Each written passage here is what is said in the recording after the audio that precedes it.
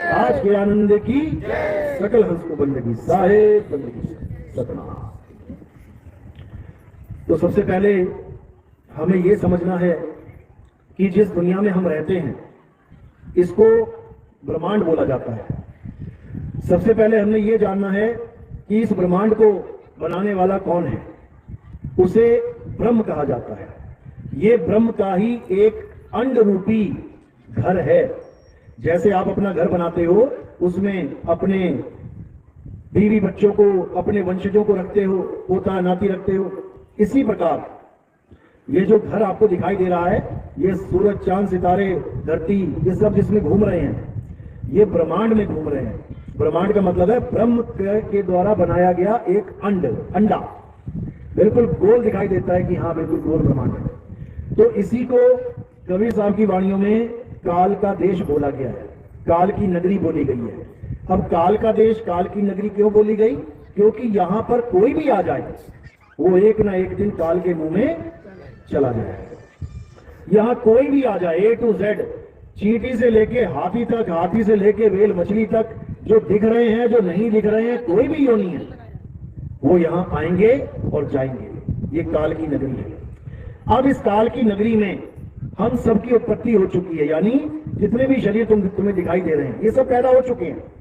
अब ये पैदा क्यों हुए हैं? मरने के लिए।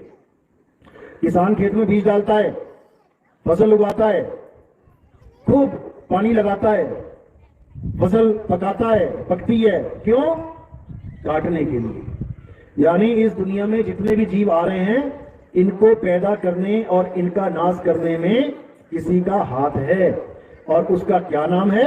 उसी को काल निरंजन कहते हैं, जिसको अलख निरंजन भी कह देते हैं। अलख निरंजन, इसी का ये संसार है। और ये संसार इसने कैसे बनाया है? ये माया के साथ मिलकर बनाया है। इसीलिए इस दुनिया में माया का सबसे ज्यादा प्रभाव है। माया ने किससे मिलकर बनाया है ये सृष्टि? माया ने 3 गुणों से मिलकर ये सृष्टि बनाई है। कौन से 3 गुण? रजोगुण, सतोगुण, तमोगुण। इसका मतलब क्या है?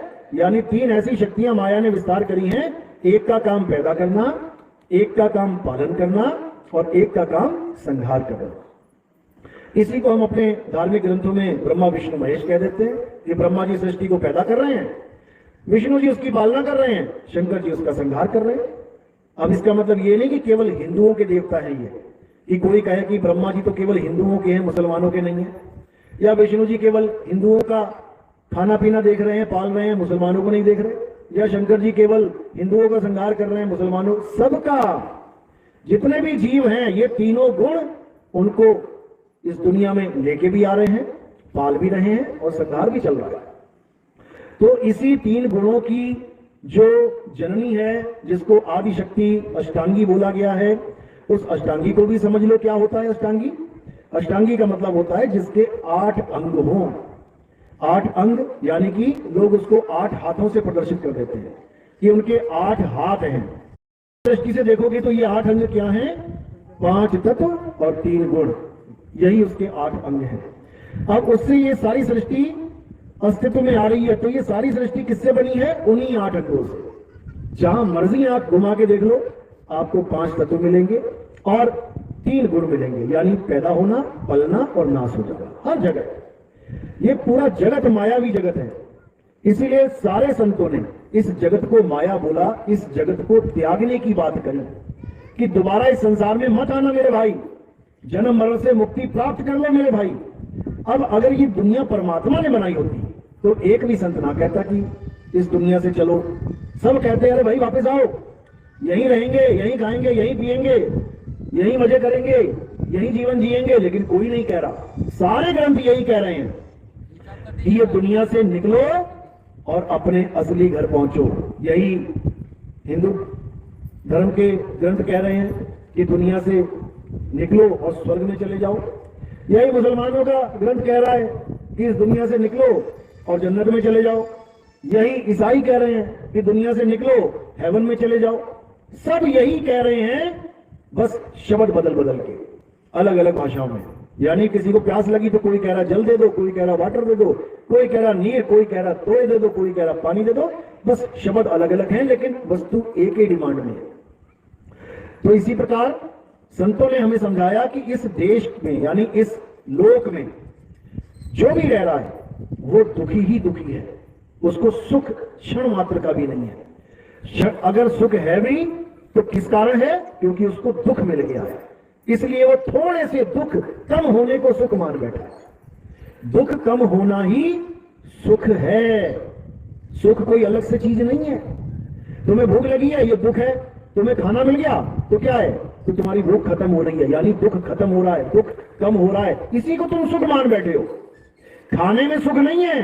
अगर खाने में सुख होता तो तुम्हें पेट भर के खाना खिलाने के बाद तुम्हें और दिया जाता तो उसमें तुम्हें सुख मिल रहा होता, लेकिन वो सुख नहीं देगा। तुम कहोगे भैया खाना खा लिया और नहीं चाहिए, नहीं और खा, और सुख ले, और खा, नहीं भैया पेट भर जाए और खा, तो वो सुख नहीं, वो दुख हो गया।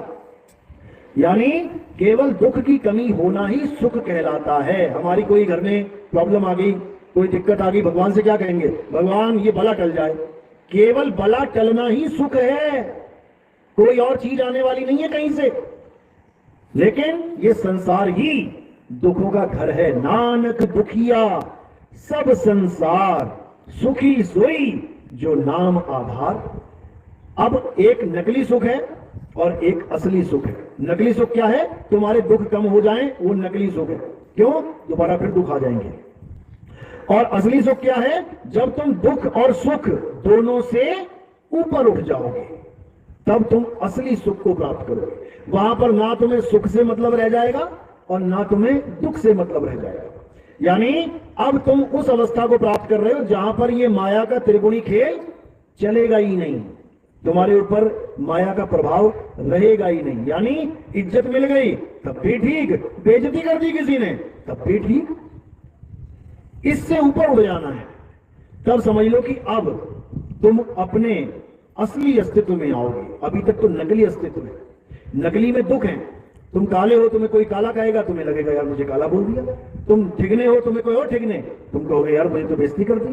तुम मोटे हो, तुम पतले, यानी नकली स्वरूप को अपना मानोगे तो तुम्हें बेइज्जती भी लगेगी और तुम्हें सम्मान भी लगेगा, दोनों लगेंगे। और जब तुम अपने आप को सत्य यानी आत्मा मानोगे, अब ना तुम रहे गोरे, ना तुम रहे काले, ना तुम रहे मोटे, ना रहे छोटे। अब तुम्हारा ये रंग रूप ये सब किनारे हो जाएगा। अब तुम क्या रह जाओगे? अब तुम शाश्वत आत्मा रह जाओगे।